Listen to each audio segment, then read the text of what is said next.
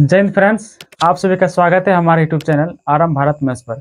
आज हम फिर से एक नए वीडियो के साथ आए हैं जिसमें हम परसेंटेज चैप्टर के टॉपिक आय और व्यय पर आधारित प्रश्न एक क्वेश्चन नंबर 61 को बताने वाला हूं। बी की तुलना में ए की आय 25% अधिक है। सी की आय ए और बी की कुल आय से 65% कम है। सी की आय ए की आय से कितने प्रतिशत कम है? तो फ्रेंड्स, बी की तुलना में ए की आय 25% अधिक है। फ्रेंड्स, यदि बी की आय 100 माने तो ए कितना हो जाएगा?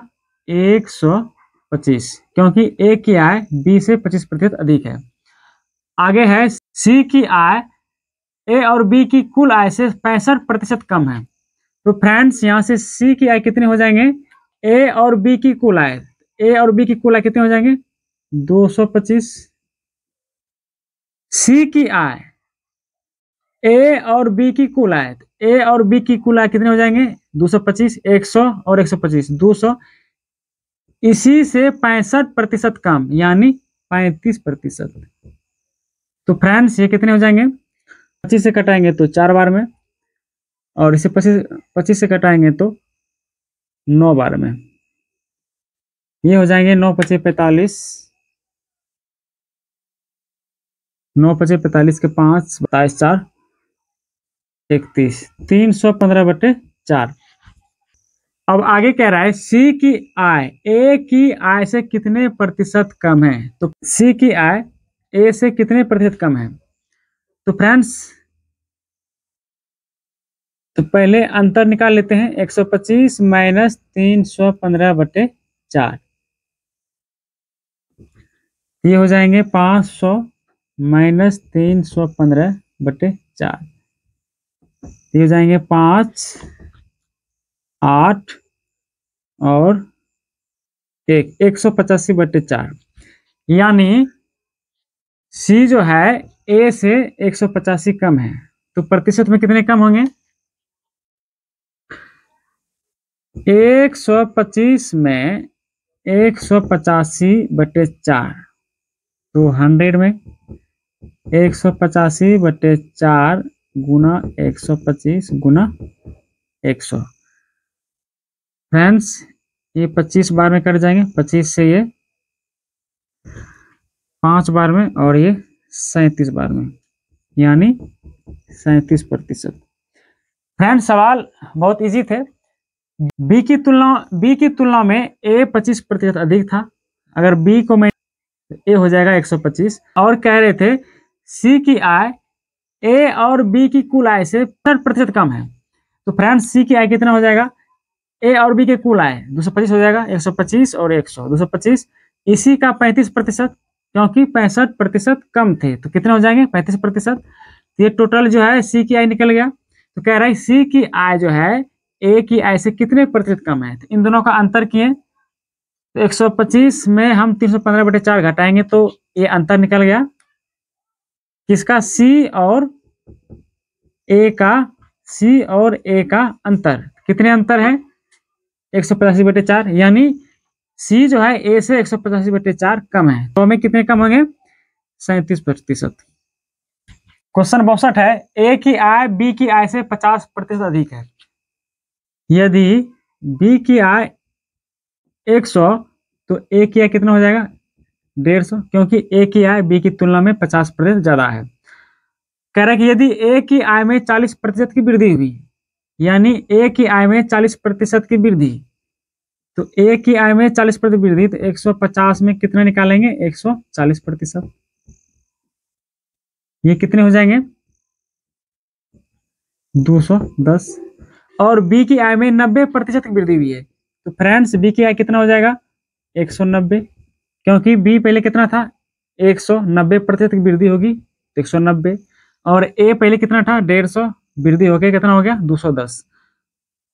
तो उसके संयुक्त आय में कितने प्रतिशत की वृद्धि हुई? तो संयुक्त आय, तो फ्रेंड्स इन दोनों की संयुक्त आय कितने हो जाएगा? 250, और इन दोनों की संयुक्त आय कितना हो जाएगा? इन दोनों की संयुक्त आय 400। तो इन दोनों में कितने का डिफरेंस है? मतलब पहले कितना था संयुक्त आय? 250, अब संयुक्त आय कितना हो गया? 400। तो पहले की तुलना में कितना वृद्धि हो रहा है? 150, यानी वृद्धि कितना हो रहा है 150, कितने में 250 में, तो 100 में कितनी प्रतिशत वृद्धि, ये 0 कैंसिल, 25 चौक 100 यानी 60% की। चलिए फ्रेंड्स, क्वेश्चन नंबर 63 है। एक व्यक्ति अपने वेतन का 10% भोजन पर खर्च करता है, वह शेष भाग का 20% ईंधन पर खर्च करता है। यदि उसके पास 4680 रुपया शेष है तो उसका वेतन कितना है। तो फ्रेंड्स, यदि एक व्यक्ति के पास वेतन x है तो उसका 10% जो है वो खर्च करता है, तो बचता कितना है वेतन का 90%।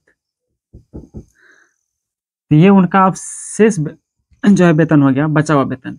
अब ये शेष वेतन का 20% ईंधन पे खर्च करता है, तो बचता कितना होगा 80%। टोटल ये फ्रेंड्स क्या है बचत है, और ये बचत किसके बराबर हो जाएगा 4680 रुपया की। फ्रेंड्स, आसान सवाल है। एक व्यक्ति के पास हम 100 भी मान सकते हैं वेतन, x भी मान सकते हैं, 1 भी मान सकते हैं, कोई प्रॉब्लम से नहीं, आंसर भी आएगा। तो अपने वेतन का वो 10% भोजन पर खर्च करता है, तो बचता है 90%। ये उनका बचत है, मतलब ये शेष उसका बचत है। और कह रहा है कि शेष भाग का, यही शेष भाग जो बचत है 20% ईंधन पे खर्च करता है। मतलब अब जो बचा उसी पर जो है वो 20% ईंधन पे, तो बचता कितना है 80%, और टोटल बचत कितना है 4680। अब इसको ही कैलकुलेशन, ये 2 0 ऊपर और नीचे कैंसिल, 9 से इसको घटाते हैं, 9 पचे 45, 1 9 दूनी 18, 520, और 8 से घटाते हैं, 8 छाक 48, 8 पंचे 40, यानी x बराबर, ये 180 में गुना हो जाएगा 65 रुपये, यानी उस व्यक्ति का कुल वेतन कितने हैं 6500, जिसमें कि वो 10% भोजन पर और 20% ईंधन पर खर्च करता है। चलिए फ्रेंड्स, क्वेश्चन नंबर 64 है। ए और बी के आय का योग 1,65,000 है। ए अपने आय का 70% और बी अपने आय का 80% खर्च करता है। यदि ए की बचत बी की बचत से 25% अधिक है तो दोनों के आय में कितने अंतर है। तो फ्रेंड्स, ए अपने आय का 70% खर्च करते हैं, तो बचाते कितने हैं 30%, और बी अपने आय का 80% खर्च करते हैं, तो बचाते कितना है 20%। फ्रेंड्स, ये हो गया ए की बचत और ये हो गया बी का बचत। अब कह रहा है कि ए की बचत बी की बचत से 25% ज्यादा है, यानी तो फ्रेंड्स, ए की बचत बी की बचत से, ए की बचत बी की बचत से 25% ज्यादा है, यानी 125%। तो यहां से फ्रेंड्स ये 100 कैंसिल, 20 25 100, ये 25 5 बार में, और ये 6 से 5 बार में, मतलब 6A बराबर 5B।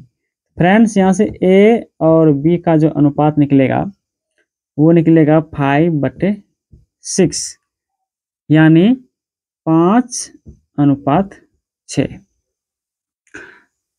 तो फ्रेंड्स, इन्हीं दोनों का योग कितना है 1,65,000, 5x + 6x। फ्रेंड्स, अगर अनुपात को हटाएंगे तो हम x ले लिए, तो 5x और 6x, इन्हीं दोनों का योग कितना दिया हुआ है 1,65,000। 6 5 11x बराबर 1,65,000। फ्रेंड्स, 11 से अगर कटाएंगे 11 25 55, यानी x का मान कितना आ गया यहाँ से 15,000। तो फ्रेंड्स, यहाँ से ए का वेतन अगर निकालना चाहें, ए का वेतन कितना हो 5x, यानी 75,000, और फ्रेंड्स बी कितने हैं 6, यानी 6x 90,000। तो फ्रेंड्स, दोनों का अंतर, तो फ्रेंड्स इन दोनों में कितने का अंतर है 15,000 के अंतर।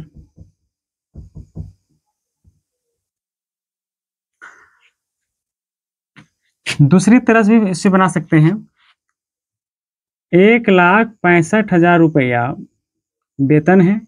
यदि ये दोनों का योग है, ए और बी का योग 1,65,000, यानी इसमें से ए को मानते हैं एक्स, तो बी कितने हो जाएंगे, ये बी कितने हो जाएंगे 1,65,000 माइनस एक्स। फ्रेंड्स ये हो गया ए की वेतन और ये हो गया बी का वेतन, और ए अपने वेतन का यानी एक्स का 30% बचाते हैं, क्योंकि वो 70% खर्च करते हैं, यानी 30% की बचत। और बी यानी 1,65,000 माइनस एक्स, ये बी की संपत्ति है और इससे वो 20% की बचत करते हैं। तो फ्रेंड्स ये दोनों का बचत हो गया।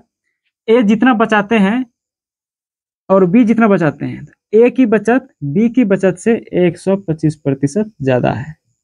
यदि 125% इसमें अगर मल्टीप्लाई करेंगे तो ये दोनों आपस में बराबर हो जाएगा। तो फ्रेंड्स इन दोनों को कैलकुलेशन करेंगे तो इसमें x की वैल्यू निकल आएगा, और x का जो वैल्यू निकलेगा वो a की संपत्ति होगी, और x के वैल्यू को घटा देंगे तो वो b का संपत्ति है। दोनों का अंतर हम निकाल सकते हैं। चलिए फ्रेंड्स क्वेश्चन नंबर लास्ट और 65 है। a की आय b की आय से 40% अधिक है। यदि a की आय में 25% की वृद्धि और b की आय में 40% की वृद्धि होती है, तो a और b के संयुक्त आय में कितने प्रतिशत वृद्धि होगी। तो फ्रेंड्स ऐसा सवाल हम बता चुके हैं सवाल 5। तो फ्रेंड्स ए की आय बी की आय से 40% अधिक है, बी की आय से, यानी हम बी का आय मान लेते हैं 100, तो ए की आय कितना हो जाएगा 140, क्योंकि इनसे 40% इसका आय ज्यादा है। कह रहा है कि ए की आय में 25% की वृद्धि होती है। तो फ्रेंड्स ए की आय में 25% की वृद्धि होती है, यानी 140 में 125% की वृद्धि हो जाएगा। ये 0 0 कैंसिल, 2 से 5 बार में और 25 से 5 बार में, और ये 7 बार में, 35 175।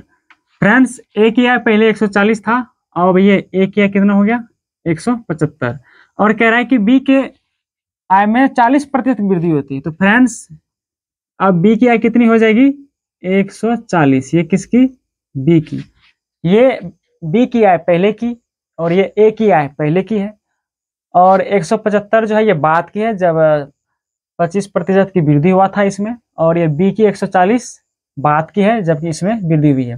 तो फ्रेंड्स कह रहा है कि संयुक्त रूप से दोनों की आय में कितनी वृद्धि होगी। तो फ्रेंड्स इन दोनों की संयुक्त करेंगे तो कितना हो जाएगा 240। और फ्रेंड्स अब इसको अगर हम संयुक्त करेंगे पहले वाली की दोनों की आय और बाद वाली दोनों की आय, ये हो जाएगा 5 7 4 11 और 3 315। तो फ्रेंड्स ये हो गया ए और बी के संयुक्त आय बाद की और ये पहले की। पहले 240 था दोनों संयुक्त, जब वृद्धि हुआ था आय में 315 हुआ, तो कितना वृद्धि हो रहा है, तो 315 से ये कितना कम है, या 240 से कितना बढ़ रहा है। तो फ्रेंड्स 315 में हम 240 को घटा देंगे, तो 200 फ्रेंड्स चूंकि 240 में कितने की वृद्धि 5 7 यानी 75 की, तो फ्रेंड्स 100 में कितने की वृद्धि हो जाएगी 75/240 गुना 100। फ्रेंड्स 0 0 कैंसिल, ये 25 से 3 बार में, ये 8 से 3 बार में, और ये 5 से 2 बार में, ये 4 से 2 बार में। तो फ्रेंड्स इन दोनों को मल्टीप्लाई करेंगे तो 125 और नीचे 4 4 तिया 12 1, यानी फ्रेंड्स 31.1/4%, या 31.25%। तो फ्रेंड्स दोनों की आय पहले 240 था, दोनों के संयुक्त आय, जब दोनों की आय में वृद्धि हुई तो वो 315 हुआ। तो पहले की तुलना में जो है कितना वृद्धि हुआ, पहले 240 था तो वृद्धि हुआ 75 की, तो इसी के प्रतिशत वैल्यू निकालेंगे तो ये वृद्धि 31.25% की।